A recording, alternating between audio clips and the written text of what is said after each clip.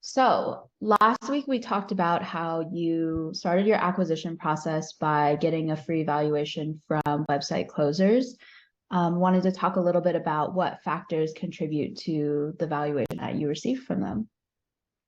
Yeah, the factors for valuation, I think that was a really interesting one because there's a lot of just either no information or even some misinformation around there. The biggest one I ran into was that people there's a big difference between SaaS and service companies. So SaaS companies, which is what most people think of when they think of like mergers, acquisitions, buyouts, exits, their valuation is based on a multiple of revenue, of like just top line revenue. So it almost doesn't matter how profitable they are. In fact, a lot of these crazy SaaS startups like aren't even showing a profit because they're reinvesting all of their marketing budget back into explosive growth, and they're just worried about getting market share, and they're not worried about profitability, and the investors don't care. Like they still see the huge value. And there's a whole thing on LinkedIn about kind of that mentality that we should be celebrating bootstrap startups and not in debt SaaS unicorns that aren't making a profit. But I kind of see both sides because I see what they're doing is valuable, and they're taking up market share, and their investors understand that they could just stop marketing. They could stop growth, stop marketing, plateau, and show a profit if that's what they really wanted to do. Like their marketing budget is usually where a lot of that not waste, but where that what would have been profit goes. So I get that, and in my startup, I aggressively spent my marketing budget. Anything I didn't need to pay my own bills, I was rolling back into marketing to grow faster. And I realized I could have done the same thing. I could have slowed down that investment, plateaued for a little bit, and shown a more profitable company. So one of the big things is for service companies, which is what my agency was considered.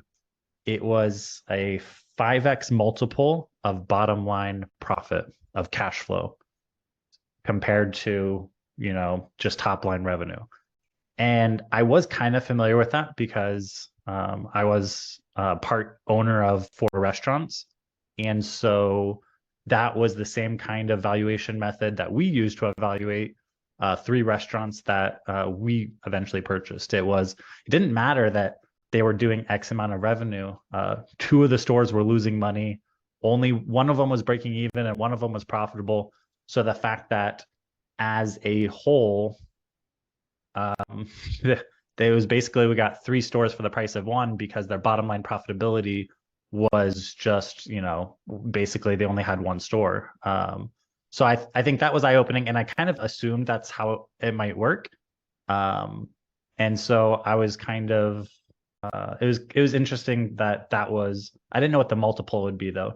So 5x, I think they said 3 to 5x bottom line profit or bottom line cash flow was a typical metric, and I think I got 5x multiple of my cash flow.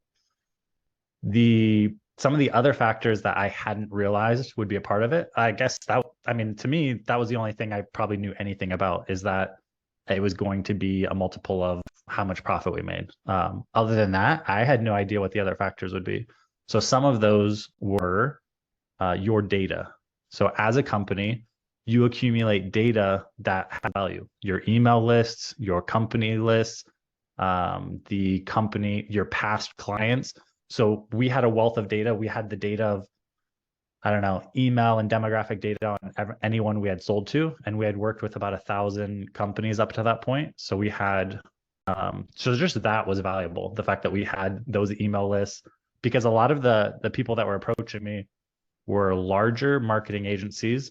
And so we had just been selling LinkedIn services. They had a plethora of services. So if they owned us and they took our data, they could pretty easily wedge themselves in and sell our existing client base who already trust us more services that they now would provide, or our past clients bring them back with additional offerings that we never had.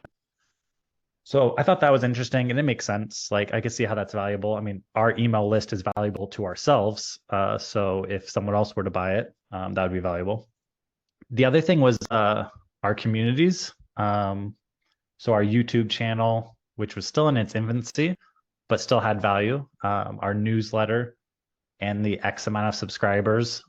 There's people willingly getting information from us who trusted us, and so they're essentially buying that. They didn't get, and so it was the same with website. The website has value, and that's probably, that could be like a whole separate conversation, but it's almost like digital real estate. Like a website isn't just the domain.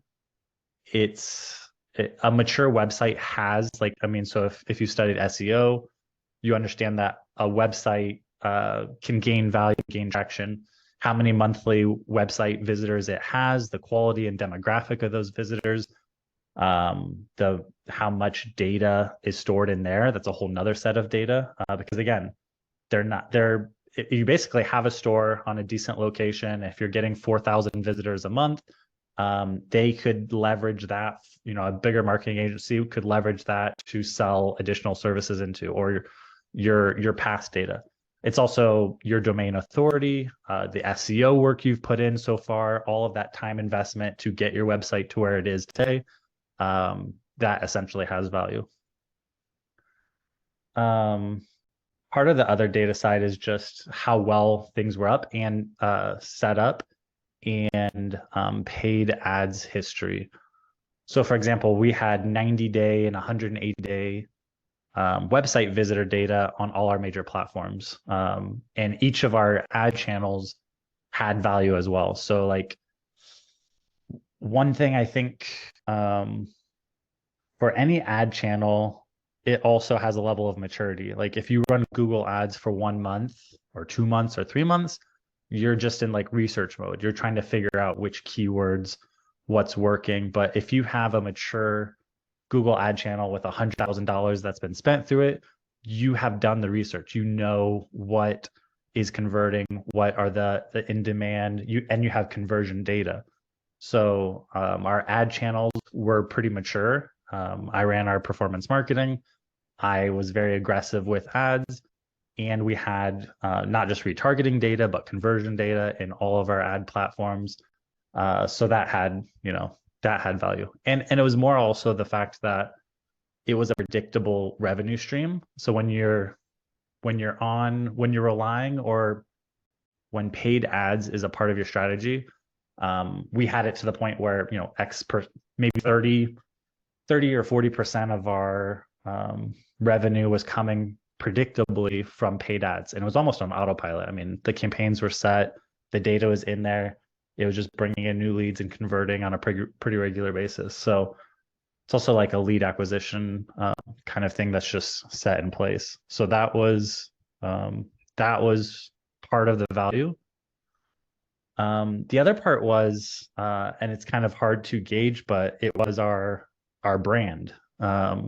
In the space of LinkedIn and LinkedIn outreach, we had established ourselves as one of the top 5 most recognizable people or brands in that space. So essentially, that was a big piece of the value too, because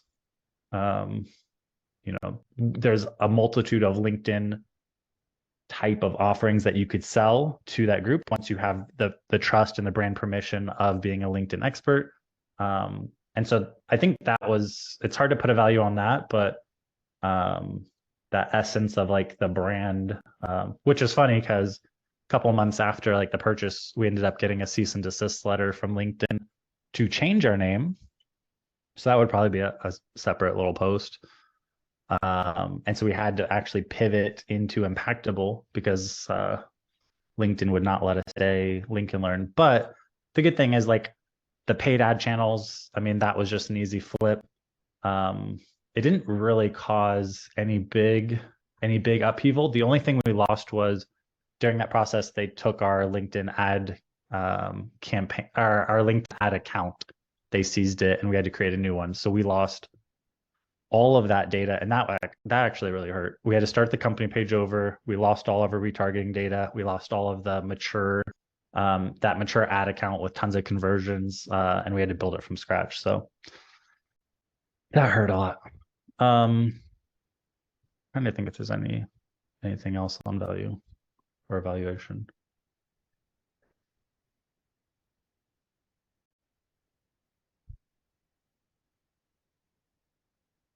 That might be the majority of it.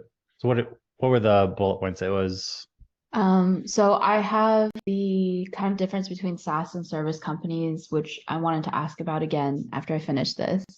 And then the other points you talked about were data, including like email list, contact info, paid ads history and maturity, communities. So our YouTube channel, our newsletter, our website, and the digital real estate we had, and then also, SEO ranking.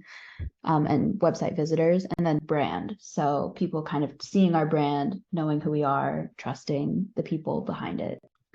Another addition would be your processes and SOPs. I guess that's a big one. So we had really systematized almost everything. So we had playbooks and standard operating procedures around everything we did. And so I guess our processes were also part of the value, because we were doing something. It wasn't like proprietary, like we didn't have any I don't know, like none of it was just unique to us, but the way that we put things together and did it was actually pretty hard. That's why there wasn't a ton of LinkedIn agencies doing outreach, because managing proxies and IPs, clients in different countries without getting their accounts banned was actually pretty difficult to do. So even if we didn't have copyrighted software, like the way we put a tech stack together in the process was a pretty valuable part of the. So I guess the processes, the documentation are a bit could definitely add to the value. And I saw in your post today that you mentioned, or I think it was in one of the comments that you mentioned how your investor kind of bought you as a leader as well, and that like you kind of stayed on to manage the team. I don't know if that's something you wanted to add in here too.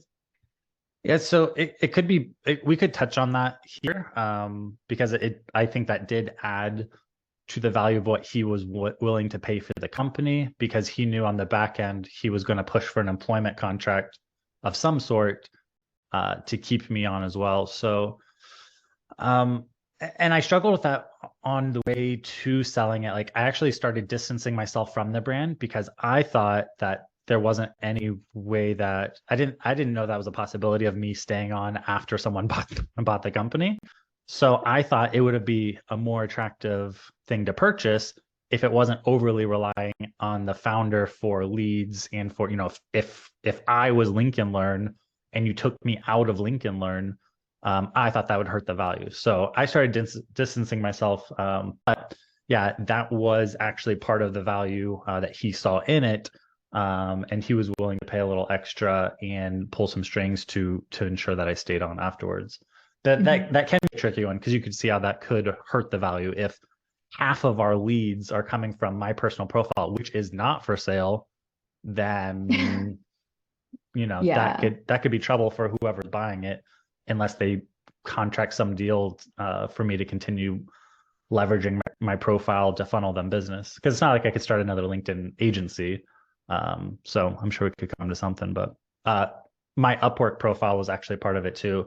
I had to sign a contract saying basically that it's not like property of them, but it could only be used, while it could only be used for, it definitely couldn't be used to like against them or to funnel business for myself. They need some control and transparency around my Upwork profile, because at the time that was a big lead source for us. So I think that was part of it as well. Yeah, that makes sense. And honestly, I think that could go into our conversation about qualifying buyers. Maybe if a founder is really interested in staying on, that might be something that they require as part of their contract. Yeah, and that's an interesting one. That the types of buyers and the types of deals, I think those are whole separate posts. Yeah. But that was